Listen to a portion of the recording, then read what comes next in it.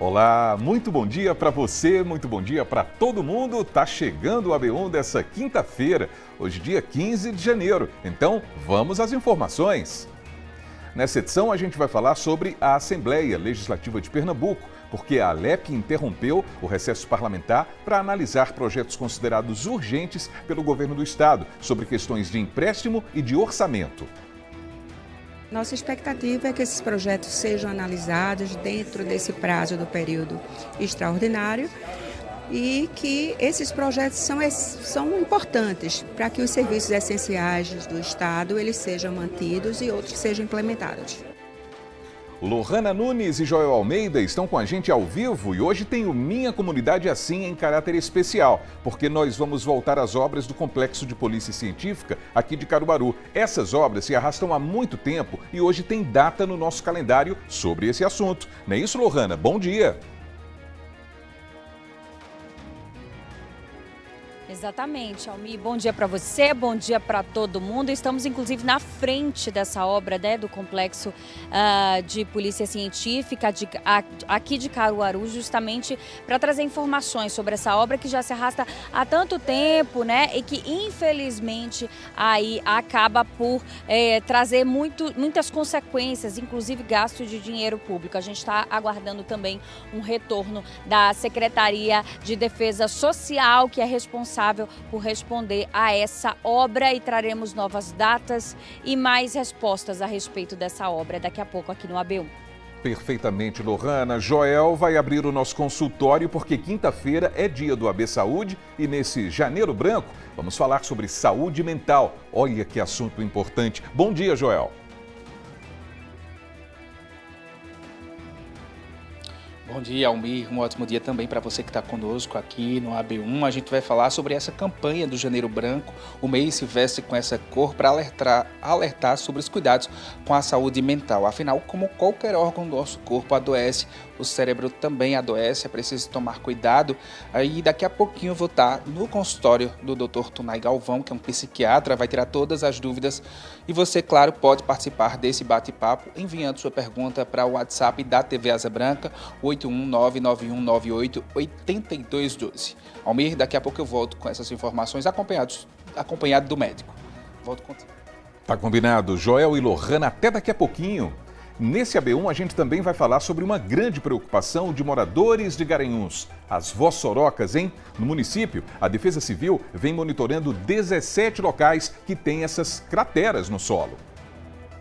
Em 10 desses pontos, o acompanhamento é permanente. A cada 15 dias, técnicos retornam a áreas como esta, onde famílias seguem vivendo lado a lado com o avanço silencioso da erosão, que ameaça casas e transforma o solo em um território instável. Essas outras vossorocas que tem, são vossorocas que foram criadas através do tempo com a água, com as chuvas torrenciais, e foram criados. E hoje a gente faz um monitoramento, porém não existe familiares próximos dessa vossoroca. Então, tudo isso e muito mais a partir de agora no seu AB1, que já começou.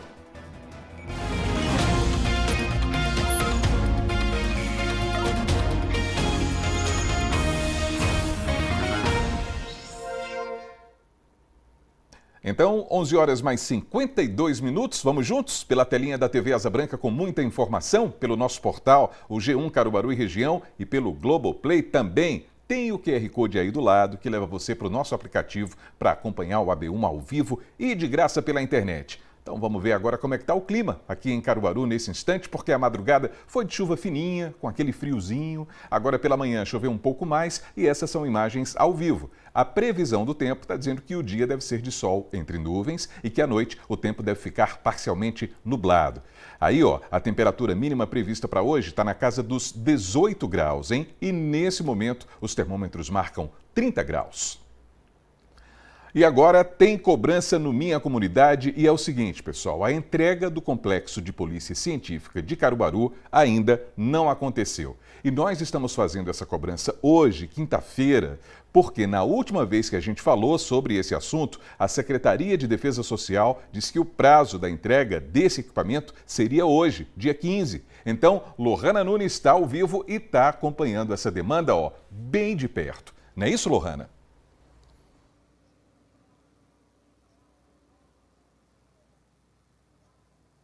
Exatamente, Almi. Todos esses detalhes a gente traz aqui sempre nos nossos telejornais, né? A gente acompanha aí essa obra já há muito tempo aqui, né?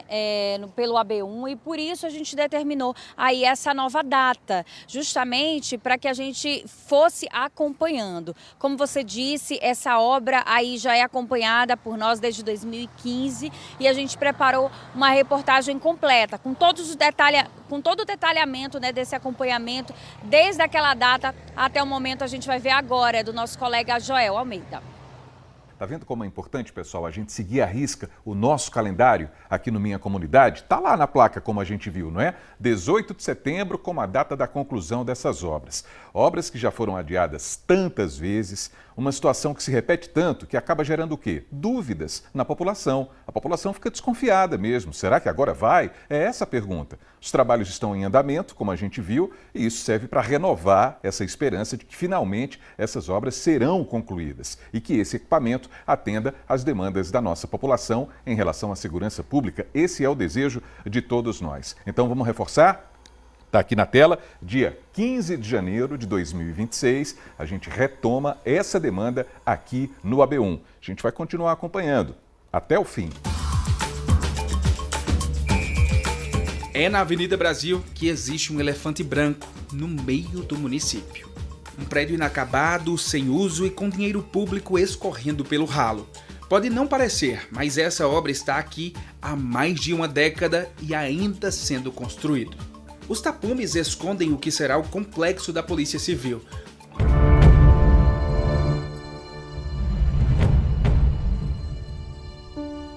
Um espaço prometido e que parecia que ia sair do papel logo quando começou a ser construído em 2011.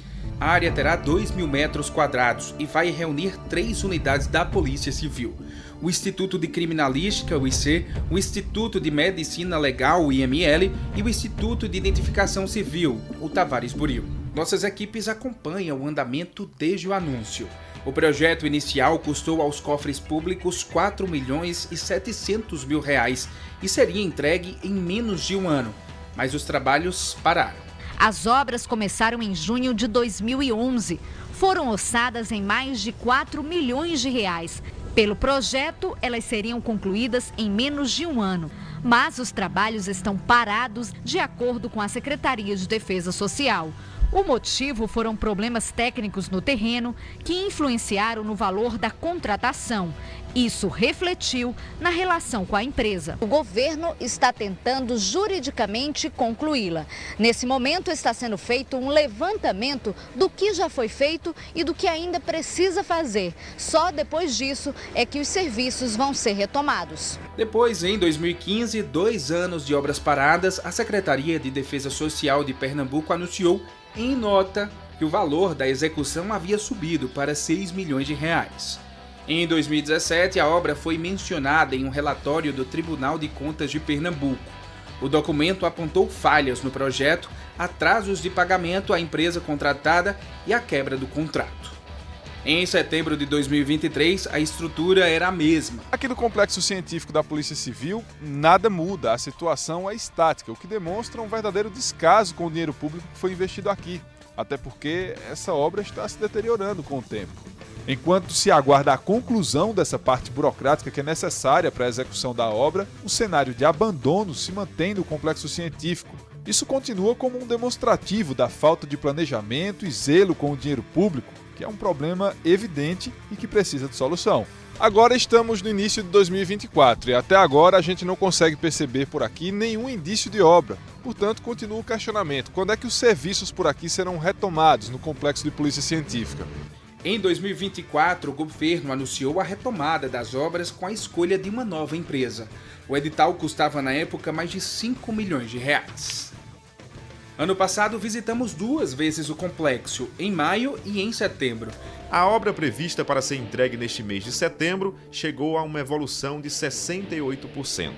A SDS informou na última nota enviada para nossa equipe que as obras do Complexo de Polícia Científica de Caruaru, que reunirá perícia criminal e medicina legal em um único local, seguem dentro do cronograma previsto e tem entrega prevista ainda para este ano, mas não cravou nenhuma data específica. A previsão era de que elas terminassem antes do fim de 2025. Porém, mais uma vez, nada de terminar. Em nota, recebemos o seguinte posicionamento do governo do estado na época. A Secretaria de Defesa Social, a SDS, esclarece que o complexo da Polícia Científica de Caruaru trata-se de um remanescente de obras e que, durante este período de retomada, surgiram alguns serviços extraordinários, o que acarretou numa dilatação do prazo inicial. Por esse motivo, o prazo foi repactuado para o dia 15 de janeiro do próximo ano, caso o andamento das obras siga conforme o planejado. Chegou o dia 15 de janeiro. E aí, será que dessa vez vai?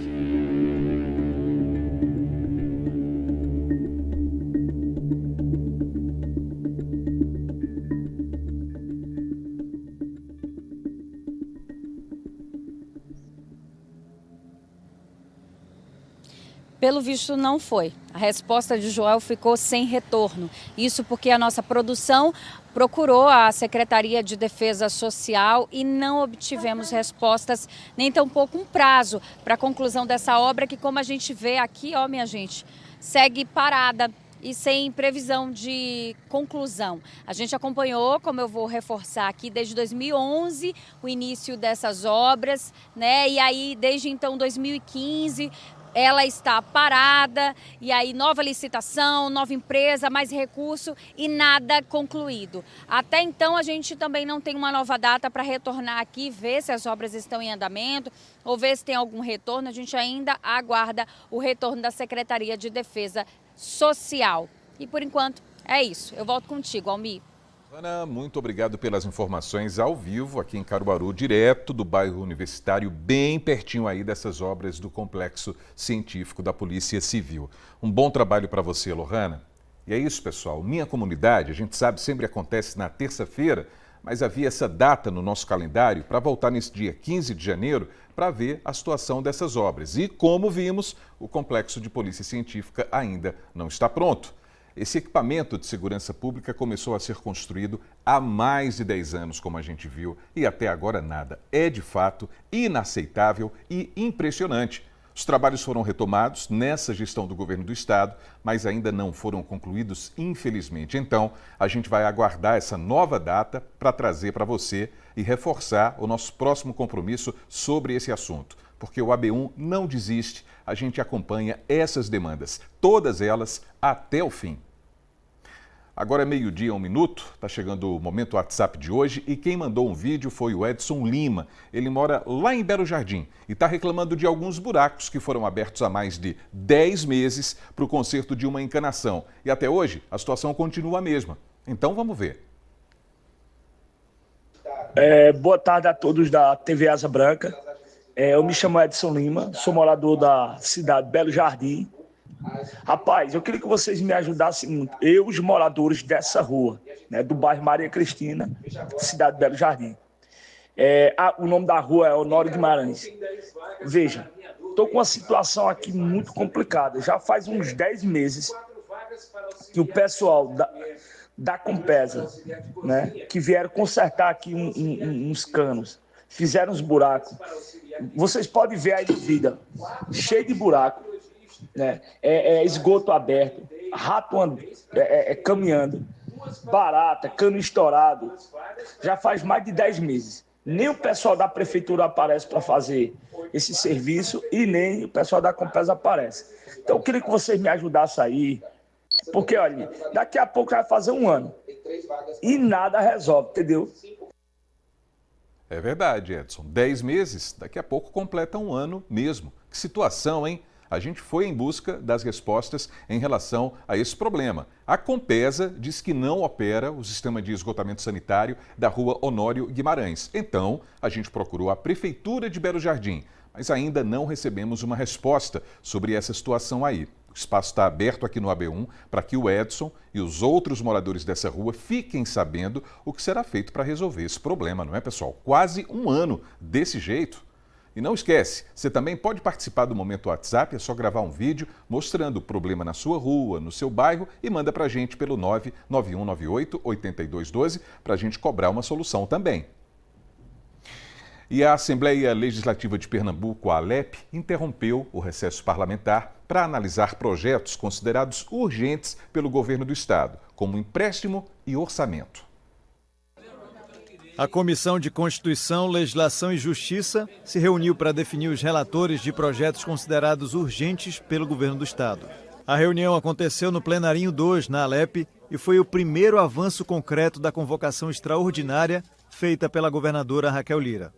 No dia 30 de dezembro, a governadora solicitou à ALEP a convocação durante o recesso parlamentar. O objetivo era garantir a votação de 4 projetos de lei considerados essenciais para o funcionamento do estado. O principal deles se refere ao orçamento desse ano. Os deputados da Comissão de Justiça vão analisar 3 dos 4 projetos do Executivo sobre renegociação de dívidas, destinação de empréstimos para programas sociais e uso de recursos do Judiciário na segurança pública. Os relatores foram sorteados pela deputada Socorro Pimentel, do União Brasil, líder do governo na ALEP. Entre os 3 sorteados, 2 deputados da oposição. Na reunião de hoje, o presidente da Comissão de Justiça, deputado Alberto Feitosa, do PL, definiu prazos e os próximos passos. Vai ser distribuído esse material aos relatores, eles vão ter o prazo para poder apresentar os seus relatórios. Findado esse prazo, 48 horas depois, vamos encontrar, logicamente, uma melhor data para que seja uma terça ou uma quarta-feira. Sempre é mais fácil o deslocamento dos deputados, sobretudo nesse período de recesso, como também ano eleitoral, para que estejam todos presentes. Vamos colocar em discussão e aí eles serão aprovados ou rejeitados. O projeto do orçamento do Estado para 2026 ficou fora da pauta da Comissão de Justiça. Segundo a Procuradoria da ALEP, o texto deve tramitar apenas na Comissão de Finanças, por tratar exclusivamente de matéria financeira. Até o momento ainda não há data definida para essa análise. Atualmente existem 2 orçamentos do Estado em disputa. A governadora sancionou a lei orçamentária, mas vetou alterações feitas pelos deputados. No mesmo dia, o presidente da ALEP, Álvaro Porto, do PSDB, promulgou a lei sem os vetos do Executivo. Ele alegou que os vetos apresentavam problemas formais. Como um Estado não pode funcionar com 2 orçamentos ao mesmo tempo, o caso foi levado à Justiça.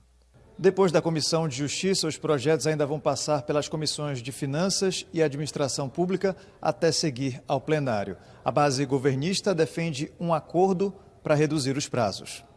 Nossa expectativa é que esses projetos sejam analisados dentro desse prazo do período extraordinário e que esses projetos são importantes para que os serviços essenciais do Estado eles sejam mantidos e outros sejam implementados. Para que os projetos cheguem à votação no plenário em curto prazo, o governo vai precisar contar com o apoio da oposição. 10 dias úteis de prazo de emendas e depois mais 5 dias úteis para o parecer. Então nós vamos analisar e ver realmente a constitucionalidade desses 3 projetos, né, e também a finalidade dos 2 empréstimos que chegaram nessa casa. Essa é a nossa atuação a partir de agora.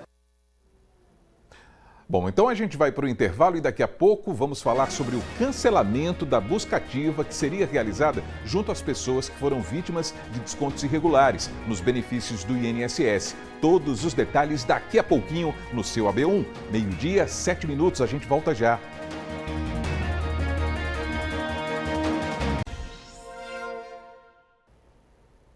AB1 de volta para você, 12h, 9 minutos agora. Vamos até o Agreste Meridional para ver como é que está o tempo lá em Garanhuns. Olha aí, imagens ao vivo. Por lá, o dia deve seguir assim, ó, com muitas nuvens e à noite o tempo deve ficar ainda mais fechado. A temperatura nesse instante está marcando 30 graus e a mínima deve ficar em torno dos 19 na cidade das Flores. Então, pessoal, a gente continua em Garanhuns. Vamos falar sobre as vossorocas, que são aquelas grandes aberturas no solo, verdadeiras crateras. Esse fenômeno representa um risco para quem mora nessas áreas. E em Garanhuns, a Defesa Civil vem monitorando 17 locais que têm vossorocas. A gente acompanha agora na reportagem de Leonardo Costa. O perigo não faz barulho. Entre colinas e ruas em desnível, Garanhuns vê a chuva abrir feridas no chão. São as vossorocas. Garanhuns convive hoje com 17 áreas de vossorocas, segundo a Defesa Civil do município. Em 10 desses pontos, o acompanhamento é permanente. A cada 15 dias, técnicos retornam a áreas como esta, onde famílias seguem vivendo lado a lado com o avanço silencioso da erosão. que ameaça casas e transforma o solo em um território instável. Hoje nós temos 17 vossorocas em monitoramento constante em Garanhuns. Porém, das 17, nós temos apenas 10 que nós fazemos monitoramento quinzenal. Por quê? Porque essas 10 existe população próxima. Então, são populações que existe, população de baixa renda, que mora próximas a essas vossorocas. Essas outras vossorocas que tem, são vossorocas que foram criadas através do tempo com a água, né, com as chuvas torrenciais, e foram criados. E hoje a gente faz um monitoramento, porém não existe familiares próximos dessa vossoroca. Então, no período de inverno, nós fazemos esse monitoramento semanalmente. No período de verão, nós fazemos esse monitoramento mensalmente. No Morro dos Macacos, o risco faz parte da rotina de quem vive perto das erosões. A qualquer momento ela pode chegar e pegar uma peça em nós, na natureza. Porque eu já vi na natureza, eu conheço o que é a natureza.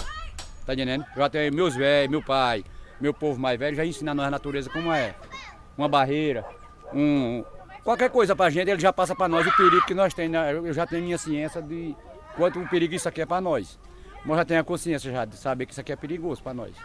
Mas é onde as condições que dá pra nós comprar é aqui. Moradores relatam que o medo aumenta à noite e principalmente durante os períodos de chuva. Bom, a gente dorme com medo, né? Mas e vai fazer o quê, né? Se não tem outra condição, o cara tem que fazer isso. Nós não temos condição de pagar aluguel. Aí, se não tem condição de pagar aluguel, tem que morar num canto assim. E eu sei, eu tenho certeza que eu sou predeiro também. Eu sei que a gente está morando num canto que não é certo para a gente morar. Mas a gente não tem condição de comprar uma casa num cantinho bom. A gente mora por aqui. O dinheirinho da gente é curto, é de 20 mil, 10 mil, 20 mil. Tem que morar nos encostos pesados, assim, que aqui é uma área de risco. Aqui, se a água levar o cabo aqui, não sobra nem um dedo do cabo por aqui abaixo. Entendeu? Mas o cara vai fazer o quê? No bairro da Liberdade, as casas ficam um pouco mais distantes da vossoroca, cerca de 12 metros. Ainda assim, a erosão é tão grande que pode ser vista quase do bairro de Heliópolis. No local, a cena é de lixo acumulado e degradação ambiental. Carlos Brandão é biólogo e doutor em ciências florestais e explica que as vossorocas se formam quando a água da chuva escorre por áreas sem vegetação. A vossoroca é o pior estágio da erosão. Ela começa com o aparecimento basicamente de sulcos, tá certo? Esses sulcos já justamente formados em função da degradação desse solo. Então há a degradação, há o transporte desse sedimento das áreas mais altas para as áreas mais baixas, e ao chegar nessas áreas mais baixas ocorre a sedimentação. Tudo isso vai causando o aparecimento de sulcos. Esses sulcos vão aumentando de tamanho, vão se transformando em ravinas, e aí quando essas ravinas aumentam mais de tamanho, chega então no pior estágio, que é a vossoroca. Esse ponto baixo, que a gente chama de ponto de sedimentação, se for dentro de rios, nós temos um outro problema, que é o assoreamento. Assoreamento é a diminuição da profundidade do rio, causando, com o aumento do volume das águas da chuva, inundação. E aí nós temos um outro problema aí sério, principalmente para as populações que moram perto dessas áreas. Segundo o especialista, o relevo elevado e irregular de Garanhuns, conhecida como a cidade das 7 colinas, contribui para esse tipo de erosão, principalmente nos períodos mais chuvosos. Garanhuns, vamos lá, é uma cidade que está acima dos 800 metros de altitude, em cima do Planalto da Borborema, possui um relevo acidentado, tá certo? E você tem, como o próprio nome diz, cidade das 7 colinas. Então essas áreas, realmente você tem a formação de muitas áreas íngremes. E essas áreas íngremes, elas aumentam o que a gente chama de escoamento superficial. Ora, se você tem chuva e não tem proteção da vegetação nativa para interceptar essa chuva e interceptar as mesmas, levando, através da infiltração, essas águas para o lençol freático, esse escoamento ele vai ocorrer de forma mais grave, e justamente por conta dessas áreas mais íngremes, aumentando o processo erosivo. O aumento do escoamento superficial, por conta dessas áreas mais íngremes, vai gerar processo de erosão, até o aparecimento final das vossorocas. Em abril de 2021, durante um período de chuvas intensas, uma mulher morreu depois de cair em uma vossoroca que se abriu no meio da rua em Garanhuns.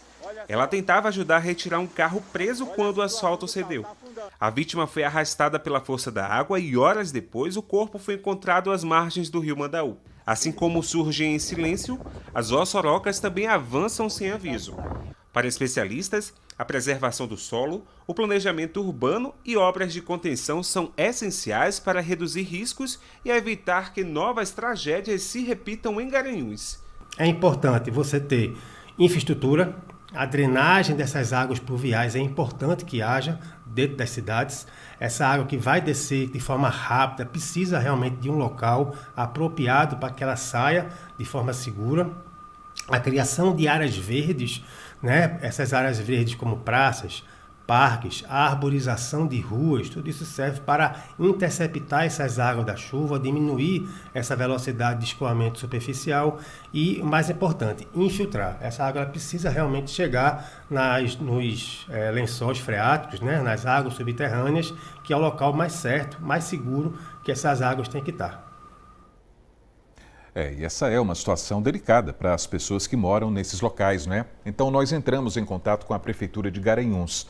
A Prefeitura disse que o município vem adotando medidas técnicas e administrativas para viabilizar a recuperação de pelo menos 3 vossorocas de grande porte, localizadas nos bairros Dom Tiago Postman, Francisco Simão dos Santos Figueira e Heliópolis, áreas que afetam diretamente diversas famílias. Entre as ações em andamento, a possibilidade de contratação de operação de crédito destinada à execução de obras de contenção de encostas, recuperação de áreas degradadas e implantação de sistemas de drenagem. Paralelamente, o município já realizou sondagens geotécnicas nas 3 vossorocas com o objetivo de caracterizar o solo e subsidiar a definição das soluções de engenharia mais adequadas. E aí a gente aproveita e reforça o contato da Defesa Civil de Garanhuns, 87-3761-9659. E vamos seguindo, pessoal, porque hoje foi realizada uma sessão extraordinária na Câmara de Vereadores aqui de Caruaru para analisar um projeto de lei enviado pela Prefeitura. Em pauta, o reajuste da remuneração mínima dos servidores públicos municipais. Gessé Ascioli acompanhou tudo e traz as informações para a gente agora. Boa tarde, Gessé. Oi, Almir, boa tarde para você, boa tarde para quem está nos assistindo no AB1. Olha só, a gente está aqui na Câmara de Vereadores, onde aconteceu há pouco a reunião extraordinária que votou o projeto de lei do Poder Executivo 10.349 de 2026, que trata sobre a atualização salarial junto ao salário mínimo nacional para os servidores públicos de Caruaru. E aqui ao meu lado, o presidente da Câmara, Bruno Lambreta. Presidente, projeto aprovado por unanimidade, dada a importância e o caráter de urgência também nessa quebra aí do período de recesso do Poder Legislativo. Olá, Gessé, olá, Almir, quem nos assiste através da transmissão da Asa Branca. É um projeto importante. Quero registrar a sensibilidade dos vereadores e vereadoras, da bancada de oposição, os independentes da bancada do governo, que a gente pudesse dar celeridade a esse projeto, né? Teve que ter uma deliberação do plenário para que a gente pudesse já ter as 2 votações hoje, e isso aconteceu. É um projeto que vai proporcionar ao servidor do município, né, a atualização do salário mínimo, já foi aprovada pelo Congresso Nacional e sancionada pelo presidente, e ela agora, o projeto serve para a sanção do prefeito, para que os servidores do município já possam ter a atualização da remuneração do salário mínimo já na folha de pagamento de janeiro. Como citamos aqui, essa é uma reunião extraordinária que acontece em meio ao recesso parlamentar. A Câmara volta a partir do próximo mês e a expectativa para projetos que serão votados a partir desse mês próximo, durante todo o ano de 2026. Isso, exatamente. Agora a gente retorna ao recesso parlamentar, lembrando que as atividades aqui na Câmara dos departamentos administrativos, bem como dos gabinetes dos vereadores e vereadoras, continuam com suas atividades normais, e a gente, na primeira terça-feira de fevereiro, retornamos os trabalhos aqui no plenário para discutir e debater as matérias de interesse da população. Muito bem, obrigado ao vereador Bruno Lambreta, presidente da Câmara, que participou aqui conosco. Eu também estou com o vereador representante da oposição, delegado Eric Lessa. Vereador, nós tivemos, apesar da votação em unanimidade, uma colocação sua sobre a situação do texto de férias dos profissionais de educação do município. Boa tarde. Boa tarde, Gessé. Boa tarde a todos. Na verdade, nós, como é o nosso perfil, a coerência do nosso trabalho, a gente luta pela valorização do profissional. E esse momento é muito importante, essa adequação do salário dos servidores públicos municipais, mas também, enquanto parlamentares, estamos sendo instados pela população, principalmente pelos servidores públicos municipais da educação, auxiliares da educação, auxiliares de professores, que não estão recebendo texto de férias. E por isso a gente reivindica a sensibilidade do secretário da Educação, do prefeito do município, para também pagar o texto de férias, como foi pago para os professores, para esses auxiliares, para que eles possam realmente passar o período de janeiro com a sua família, com o texto de férias garantido. Muito obrigado, vereador, pela participação conosco. É isso, Almir. A gente reforça que o projeto foi aprovado por unanimidade em 2 votações. Isso sendo considerado que o projeto aprovado passa pela sanção do próprio prefeito que enviou o projeto à Câmara de Vereadores, e aí a partir já desse mês de janeiro o servidor público recebe com o salário atualizado junto ao salário nacional, com a atualização do salário mínimo 2026. Eu volto contigo, Almir. Gessé, muito obrigado pelas informações. A gente continua junto nesse AB1, intervalo chegando, e na volta tem o AB Saúde para a gente falar sobre os cuidados com a saúde mental, hein? Esse assunto é importante demais. O seu AB1 volta já, 12h21.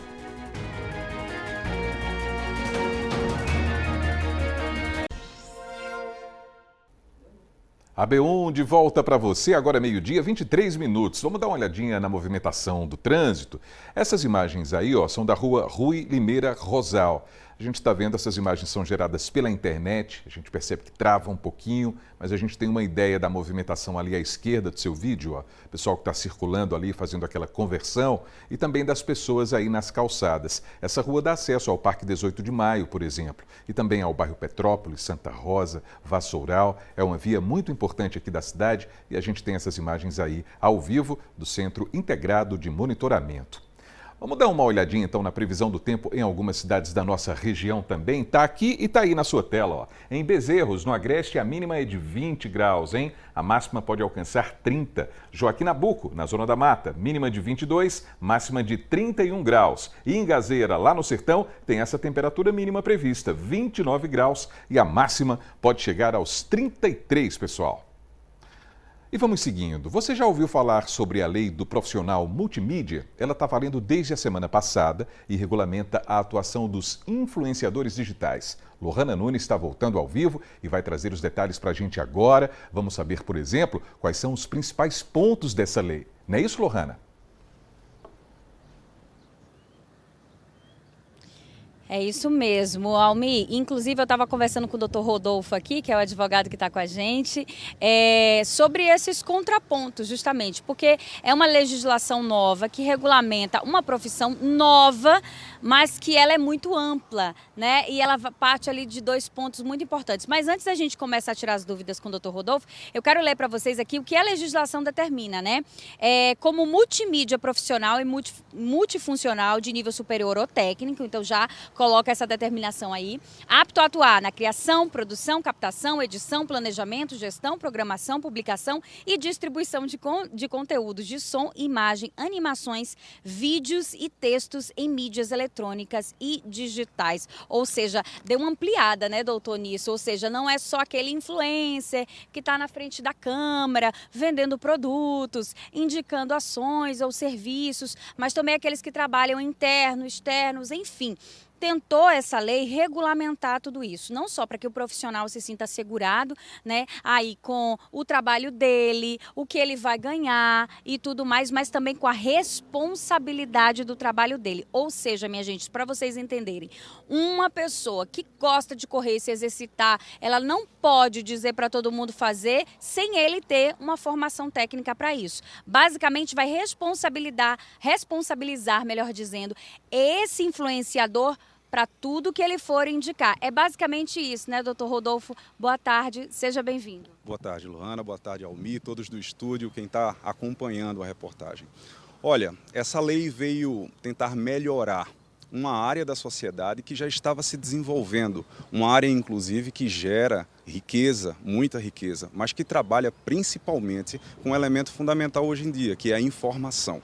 Então, a expectativa que existe a partir do surgimento de uma lei que regulamenta uma nova profissão é de que aquele serviço possa ser prestado para a sociedade com uma segurança maior, com uma qualidade maior, de maneira que pessoas não venham a ser lesadas e, se forem, que elas saibam quem elas têm que responsabilizar e que haja um aparato legal, um aparato normativo para garantir essa responsabilização.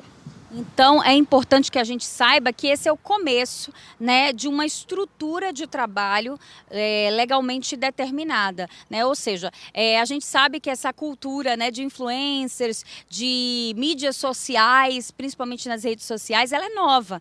E essa regulamentação vem justamente tentar aí responsabilizar, trazer um quê de seriedade a esse trabalho, né, doutor? Perfeitamente. É necessário que as pessoas possam compreender que criar uma nova lei ou uma nova profissão não significa criminalizar condutas. Se fala sobre regulamentar.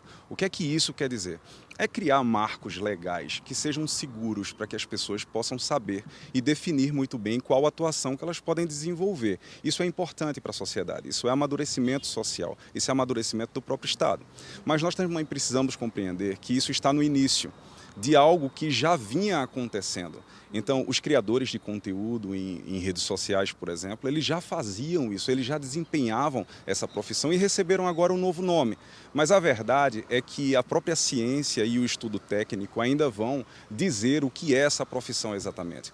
Porque se a lei está pedindo que haja formação técnica ou formação superior, por exemplo, é necessário que se criem ementas, que se criem disciplinas, que se crie um curso de formação desse profissional.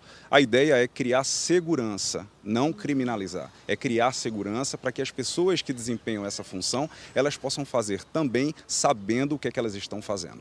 Perfeito, eu agradeço, viu, doutor Rodolfo, pelos esclarecimentos. Ele que é parceiro aqui do AB1 e sempre esclarece essas novidades legislativas para a gente que visa aí melhorar socialmente a nossa vida. Eu volto para o AB1.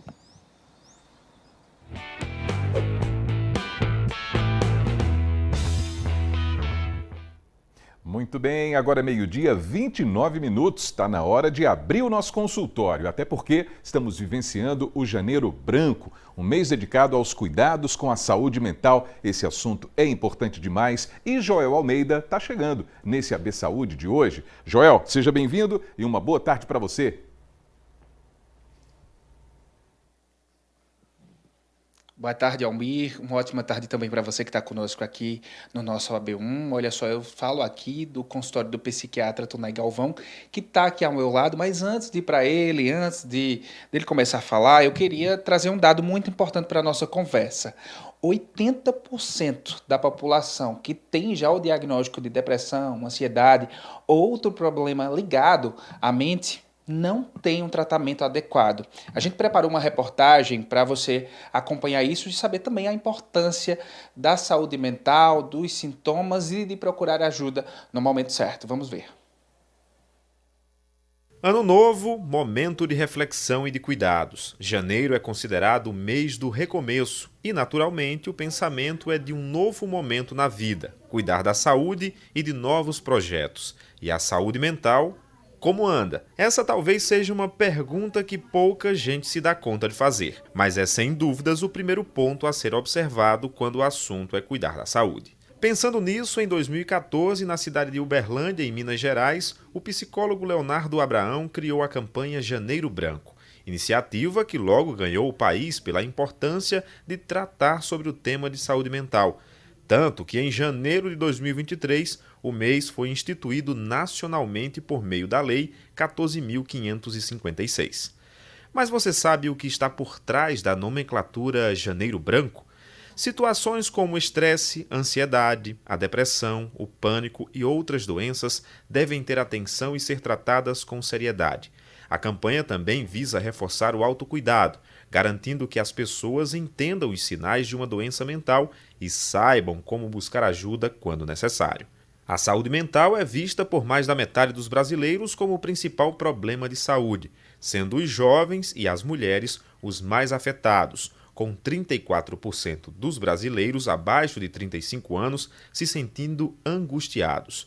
O país soma mais de 470 mil afastamentos por transtornos mentais, principalmente ansiedade e depressão, no ambiente de trabalho, um aumento de 60% em relação ao ano anterior, o maior em uma década. Ainda segundo estudos, cerca de 15,5% da população brasileira pode ter depressão ao longo da vida, com taxas mais altas entre as mulheres, com cerca de 20%. Vários fatores contribuem para esses números. O mercado de trabalho, com a instabilidade, pejotização e redução de equipes, contribuem para a degradação da saúde mental. O estresse, por exemplo, o país é um dos mais estressados do mundo, sendo o 4º lugar numa pesquisa de 2024 realizada pela Ipsos. A pandemia trouxe a aceleração da crise de saúde mental, com aumento de ansiedade e depressão em todos os grupos. Os transtornos mentais causam um grande ônus, sendo a depressão a principal causa de incapacidade ao longo da vida. A saúde mental ultrapassou o câncer como maior preocupação dos brasileiros em 2024, segundo uma pesquisa da Forbes. Qual, então, é a motivação pela escolha da cor branca para essa campanha? A cor branca foi pensada para representar um quadro branco ou uma página em branco, porque a campanha procura garantir a escrita de uma nova história na vida das pessoas, com maior atenção em relação à saúde mental. Já o mês de janeiro foi escolhido porque, como é o mês que inicia o ano, é muito comum que as pessoas usem para dar início a novos planos, traçar novas estratégias e até operar uma mudança de comportamento. Sendo assim, a campanha foi pensada nesse período para incentivar as pessoas a iniciarem o ano cuidando da saúde mental. Um dos motes da campanha é fazer com que as pessoas entendam que buscar ajuda é fundamental para que doenças da saúde mental não se agravem e gerem grandes consequências. Tão fundamental quanto ter consciência é saber como procurar ajuda. Então, a campanha busca fortalecer o acesso da população a esse tipo de informação. Como parte do Janeiro Branco, as iniciativas prevêem palestras de conscientização em eventos públicos ou privados, realização de campanhas informativas para alcançar a população como um todo, além de incentivo aos diferentes meios da sociedade, para criarem hábitos e ambientes mais saudáveis.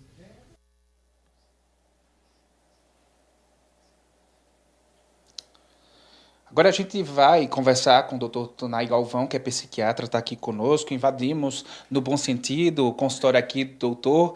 Muito obrigado desde já, doutor, por ceder aqui o espaço, né, e por conversar conosco.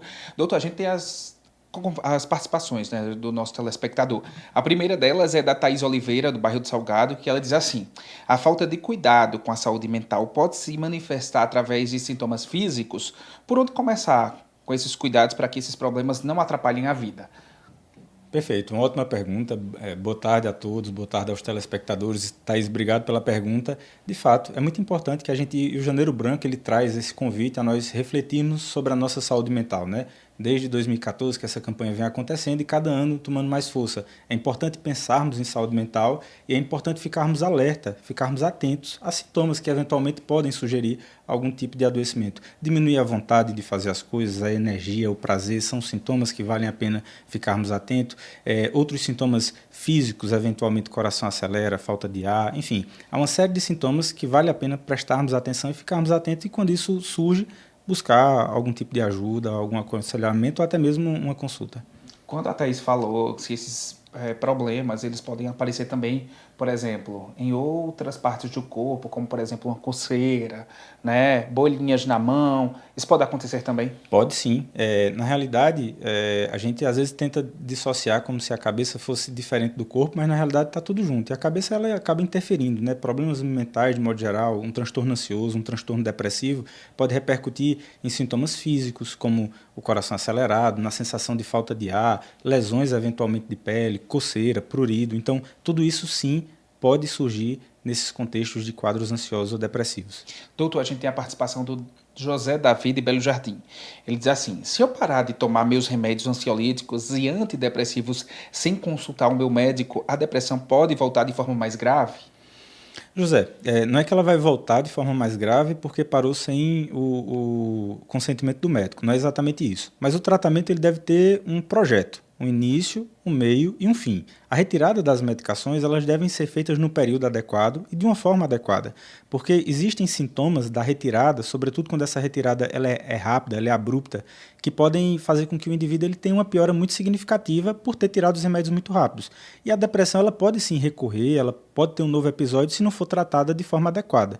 Então é importante, sempre que for retirar uma medicação, ou aumentar, ou fazer qualquer coisa, que isso seja feito com o médico. Psicotrópicos, esse tipo de remédio que a gente usa, são bons, mas eles precisam ser feitos de uma forma controlada, organizada, para que não traga prejuízos. A Maria José das Rendeiras, aqui de Caruaru, pergunta assim: como identificar os sintomas da depressão e ansiedade? Eles podem ser confundidos com algum outro problema de saúde? É o que a gente estava conversando sobre somatizar, né? Isso. É muito boa essa pergunta de Maria José. E sim, ela não só pode ser confundido com outros problemas de saúde, como faz parte da avaliação de um quadro de depressão, ansiedade, excluir outras possibilidades. Então, às vezes, problemas na tireoide, eles podem cursar com sintomas muito parecidos à depressão, problemas cardíacos, uma palpitação, uma arritmia, ela pode ser um sintoma parecido com um sintoma de ansiedade. Então, pode sim, existem sintomas que são muito parecidos e numa boa avaliação é importante a gente excluir que aquele sintoma ele não é decorrente de uma causa clínica, e sim psiquiátrica. Leandro Pereira, Vila Peladas, Caruaru. Ele pergunta: como consigo identificar se tenho síndrome de burnout? Essa pergunta de Leandro Pereira é bem importante. Burnout, esse mau gerenciamento do estresse, é uma condição muito importante de afastamento do trabalho, hoje é uma das principais causas de afastamento e o mundo todo tem vivenciado com isso.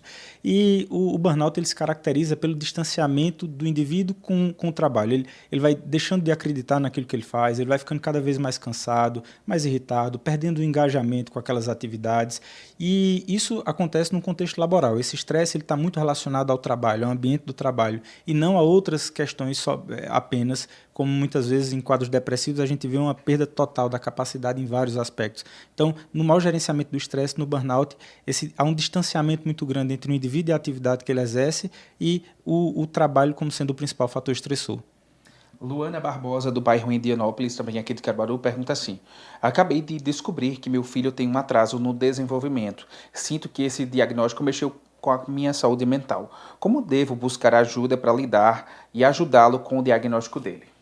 Luana, é muito importante a sua participação e colocar isso para que outras pessoas que nesse momento também eventualmente possam estar passando por um momento como esse possam refletir. O diagnóstico de um adoecimento mental, sobretudo em um filho, isso é um luto, é um processo de luto. A gente costuma ver lutos não só em perdas de pessoas, mas receber um diagnóstico também é um luto. E é natural que essa primeira fase do luto, do ajustamento, ela venha com muito sofrimento. Conhecer sobre a condição do seu filho, estudar, buscar outras pessoas que estão vivenciando quadros muito parecidos ou que já vivenciaram, pode ser um bom primeiro passo. Tem muita coisa que pode ser feita hoje em dia em tratamentos como o do seu filho, e eu tenho convicção de que com um bom tratamento ele pode ter um progresso melhor e que indiscutivelmente, conversar com outras pessoas que têm experiências semelhantes pode ser uma boa estratégia. Muito obrigado, doutor, pelas perguntas respondidas, por sua participação aqui no nosso AB Saúde. Obrigado. É isso, eu volto ao estúdio, Almir, com essas dicas valiosas que o doutor Tunay Galvão deu. É importante cuidar da saúde ao perceber esses sintomas, como ele estava explicando, e também ter cuidado, porque a ansiedade, a depressão podem causar outros problemas, como até um ataque cardíaco. Eu volto contigo. Muito obrigado, viu, Joel? Muito obrigado pelo nosso consultório de hoje, Saúde Mental no AB Saúde. Valeu!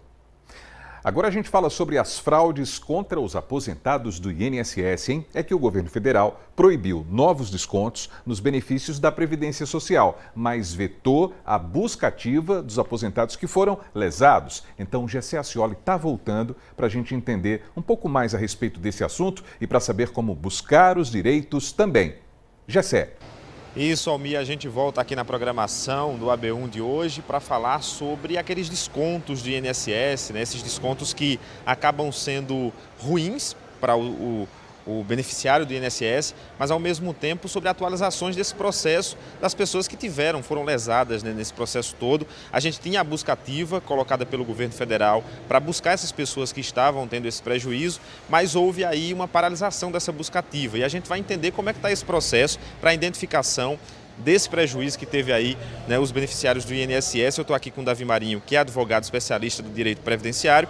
Davi, nós tivemos aí essa paralisação. Com essas atualizações, como é que está esse trâmite para essas pessoas que foram lesadas? Boa tarde. Boa tarde a todos. Olha, continua ativo. Temos até o dia 14 de fevereiro ainda a opção para você que foi lesado, né, nesses descontos indevidos, você solicitar através do portal do Meu INSS, né, a exclusão desse desconto para que você seja restituído desses valores. A gente sabe que houve atualizações, né, como a paralisação da busca ativa. Quando acontece essa paralisação da busca ativa, o que é que isso interfere diretamente para as pessoas que tiveram aí esse prejuízo? Olha, a demora, né? A pessoa que foi lesada, né, aposentado e pensionista, a pessoa vai demorar mais para receber. Mas tem a opção também, se você tiver nesse vínculo com o INSS e seu processo estiver lá ainda muito lento, você pode recorrer ao judiciário, através de um profissional habilitado, com o advogado, para que haja uma agilidade, né, na prestação dessa devolução desses valores. Reforçando para quem está em casa, como é que eu faço, né? Identifiquei ali que tive descontos realizados no meu benefício, como é que eu devo fazer através das plataformas oficiais, até para evitar a questão de golpes? A primeira opção, pela plataforma do 135, telefone, você faz a ligação e pede a exclusão do desconto das mensalidades das entidades associativas. Também essa opção está disponível através do portal lá do aplicativo do Meu INSS. Em último lugar, como já havia falado antes, você pode recorrer na Justiça, que ainda tem uma opção, um plus, que você pode pedir ali a indenização por danos morais lá também. A gente reforça também essa questão de golpes, né? Acontece muito que as pessoas, na ânsia de resolver o problema rápido, tem sempre aquele benefício que chega, aquele e-mail, aquela mensagem. Ficar atento também. Ficar atento aos golpes que estão correndo em um volume muito grande, pessoal. Então, prestar atenção em ligações ou mensagens de WhatsApp pedindo selfie, tá? Muito cuidado, dados bancários ou depósito de valores, muito cuidado para você não ser vítima de um golpe. Se você tem algum advogado, você procure o advogado, as plataformas oficiais do governo, para que você não seja lesado. Davi, muito obrigado pela participação. Davi Marinho, que é advogado, né, especialista no direito previdenciário. É isso, Almir, ficar atento, já que existem essas atualizações, para não sair num prejuízo ainda maior do que aquele que foi os descontos para os beneficiários do INSS. Eu volto contigo. Isso, GC. Atenção permanente. Muito obrigado pelas informações. E vamos seguindo porque o Instituto Chico Mendes de Conservação da Biodiversidade intensificou o monitoramento do mergulho livre lá em Fernando de Noronha. Essa medida é para orientar instrutores, guias e visitantes sobre a interação com os animais para evitar incidentes. Porque em pouco mais de um ano, pessoal, aconteceram 4 ataques relacionados a erros na conduta com os animais. As ações do ICMBio avaliam a convivência responsável entre visitantes e a fauna marinha de Fernando de Noronha. O coordenador de ordenamento territorial do Instituto faz um alerta. Desde 2024, final de 2024 para cá, aconteceram 4 incidentes provocados e a causa é a oferta de alimentação. A oferta de alimentação é algo inadequado, ilegal, completamente irregular para os animais silvestres. E isso vem acontecendo aqui com frequência. A gente tem coibido, a gente tem autuado as pessoas quando a gente flagra essa oferta de alimentação. Mas o fato é que essa oferta de alimentação causou uma alteração no comportamento dos animais. São tubarões lixa, tubarões de fundo, tubarões sugadores, e aqui eles estão nadando na superfície, estão se aglomerando na popa das embarcações, e isso tudo em busca de petiscos. A orientação passou a ser reforçada depois que uma turista foi mordida por um tubarão lixa na sexta-feira da semana passada. O incidente aconteceu durante um mergulho na Praia do Porto. O vídeo mostra o momento em que Tayane Dalazen, de 36 anos, é mordida na perna direita. Nessa outra imagem, feita minutos antes, é possível ver que enquanto a mulher nada com os animais, um guia atingiu um dos tubarões com uma câmera. O Instituto Chico Mendes também chama a atenção para o perigo da busca por fotos, uma prática comum entre os turistas. As pessoas querem uma foto instagramável ao lado dos tubarões. Isso também é um outro problema. O mergulho na Praia do Porto permanece liberado. Antes de entrar no mar, os condutores de visitantes passam as orientações. Sempre antes de começar uma atividade, como são pessoas que a gente nunca mergulhou antes, a gente conversa sobre técnicas de apneia, sobre os animais que a gente pode estar encontrando no mergulho, como está se comportando com eles, e no caso a gente vai estar fazendo imagens durante o mergulho também, então conversa também sobre isso. Respeitar o espaço do animal, né? Lembrar que aqui nessa área de ampesca a gente tem 2 comportamentos deles bem diferentes, um quando ele está no momento mais natural, nadando no fundo do mar, parado, descansando, e outro quando ele está na superfície, que ele está ali por algum estímulo de alimento. Então esse é o momento que a gente pode até estar curtindo essa cena mais distante, mas não é o momento que a gente vai estar entrando, atravessando um grupo de tubarões para estar fazendo imagem, né? Então tem a parte de observação e tem parte de imagens, cada uma se encaixa no momento. Este turista destaca o interesse pela observação da vida marinha. O objetivo é só visualizar mesmo os animais, né? Eu fiz até ontem, com ele, um mergulho ali. E aí a gente viu umas tartarugas, bem legal. Eu acho muito bonito o golfinho, eu prefiro ver golfinho, né? Se encontrar o tubarão, não sair, né? Olhar para ele, não ficar se movimentando muito, não virar as costas e ficar tranquilo, né? E sobre o caso mais recente, registrado no último fim de semana, que a gente viu aqui no AB1, foi aberta uma investigação para apurar o incidente com um tubarão lá em Fernando de Noronha e a conduta do guia que atingiu o animal. Simbora para o intervalo, porque daqui a pouquinho a gente vai mostrar como é que foi o empate do Maguari com o Santa Cruz pela segunda rodada do Pernambucano. Fica por aí, o AB1 volta já, 12h47 agora.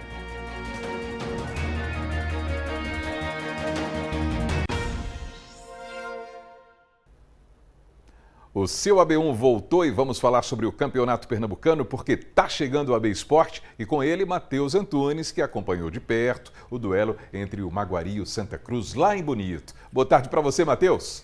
Pois é, Almir, muito boa tarde para você, uma excelente tarde para todo mundo que está acompanhando o AB1. Estávamos ontem em Bonito, como você mesmo falou, e a gente acompanhou de perto essa partida, que a torcida chegou junto, animou, mas o Azulão ficou apenas no empate com o Santa Cruz, com aquele gostinho que dava mais. Mas vamos conferir aí na matéria como foi o jogo.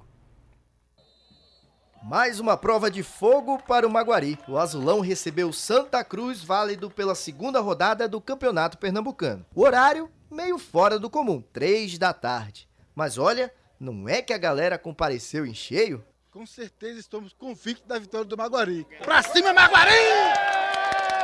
E teve festa, viu? Com banda e tudo.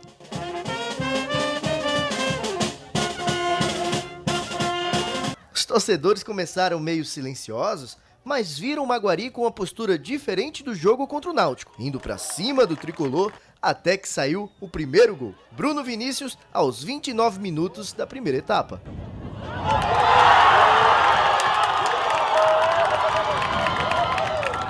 Mas quando tudo parecia controlado, ataque para o Santa Cruz. Patrick Alain dá passe na medida para Renato. E o zagueiro Maurício do Azulão chega atrasado, cometendo o pênalti. Renato na bola, empate do Santa. E o Maguari tentou, viu? Criou volume de jogo, mas pecava no detalhe. Enquanto isso, Juliano, lá atrás, paredão do Azulão, garantiu o empate. Não deixava passar nada. Foi o primeiro desafio do Maguari diante do seu torcedor. E o resultado de 1-1 ficou com um gostinho amargo. Foi um quase, um gol entalado na garganta. E o torcedor acredita, mesmo assim, que o que foi mostrado dentro de campo pode ser um reflexo que o Maguari consiga chegar ainda mais longe na competição. Dava mais, o Maguari fez uma boa partida, né? Jogou, acho que o primeiro tempo equilibrado, no segundo tempo tivemos várias chances, né? E a gente queria vibrar com mais um gol, né? Com certeza, vai chegar mais longe. O Maguari jogou muito bom, embora que tenha sido 1-1, mas a gente espera que os próximos jogos sejam melhor. E jogou muito bem, Maguari. Então, se defensivamente o Maguari deu resposta, do meio para frente, faltava encaixar melhor. Um ponto que o treinador Suede Lima destacou na avaliação da equipe. Quando acabou o jogo do Náutico, nós fizemos uma avaliação em cima do do que foi produzido, né? A gente recebeu muita mensagem de elogio da equipe, porque a time estava muito organizado defensivamente, mas para os nossos objetivos, que eram brigar em cima, era muito pouco, né? A gente viu que faltou um pouquinho mais de produção ofensiva. E a gente trabalhou nessa semana e conscientizou os atletas que o nível de jogo do Maguari é esse que vocês viram aqui hoje. A gente fica feliz, né, pela produtividade, fica feliz pela evolução da equipe nesse aspecto ofensivo, mas a gente sabe que faltou ainda definir, principalmente contra os grandes da capital, aqueles equipes que são postulantes ao título. Então hoje os atletas trabalharam, né, firme, forte, dentro daquilo que a gente pede. Infelizmente a bola não entrou, mas a gente está feliz pela produtividade de hoje. Maguari recebe o Retrô também no Artuzão. É domingo, 3 horas da tarde. Um jogo de 6 pontos. E a torcida está convocada. Hoje foi essencial, né, o torcedor junto, né, o próximo jogo é no domingo, no final de semana aí, acho que a gente vai ter uma torcida ainda maior. E dizer ao torcedor que durante os 90 minutos a gente pede que eles apoiem o máximo possível, gritem, vibrem com as famílias dos atletas e depois no final a gente critica, a gente faz alguma avaliação em cima do que foi produzido. Mas o torcedor vai ser fundamental para esse jogo contra o Retrô. O torcedor sempre é fundamental e pelo que a gente viu, tá todo mundo junto lá em Bonito, não é isso, Matheus? Pois é, Almir, a torcida chegou junto, o estádio tem capacidade para 3 mil torcedores e estava cheio. A gente ainda não soube a estimativa de quantos torcedores teve ao certo, mas a gente está percebendo que a cidade está apoiando o clube, que os torcedores estão chegando junto e é importante justamente esse jogo contra o Retrô, um jogo de 6 pontos, que a torcida realmente chegue no Artuzão para apoiar o time e quem sabe sair com os 3 pontos dessa partida, Almir. É isso aí. E além de Maguari e Santa Cruz, aconteceram outras partidas nessa segunda rodada, não foi? Isso mesmo, Almir. Todos os jogos tiveram gols. Bota aqui no telão, aqui pra gente ver os resultados das outras partidas. Vitória e Jaguar abriu a segunda rodada, o jogo terminou 1-1. Maguari e Santa Cruz, que a gente mostrou agora, também 1-1. Náutico venceu de virada o Decisão por 2-1, jogo difícil para o Náutico, viu? O Decisão fez valer de verdade essa vitória do Timbu. E o Sport Sub-20 surpreendeu e ganhou do Retrô por 2-0. 2 gols, um inclusive muito bonito, um gol de trás do meio de campo, o gol que Pelé não fez, Almir. É isso. E quais são as informações que você traz para a gente sobre a próxima rodada, também conhecida como terceira rodada do Pernambucano, hein? Pois é, vamos primeiro ver aqui no telão a classificação, como ficou. O Náutico lidera, chegou a 2 vitórias, então lidera a competição com 6 pontos, Santa Cruz com 4, Sport com 4 pontos, Retrô, que perdeu ontem, ficou com 3 pontos, 1 vitória e 1 derrota.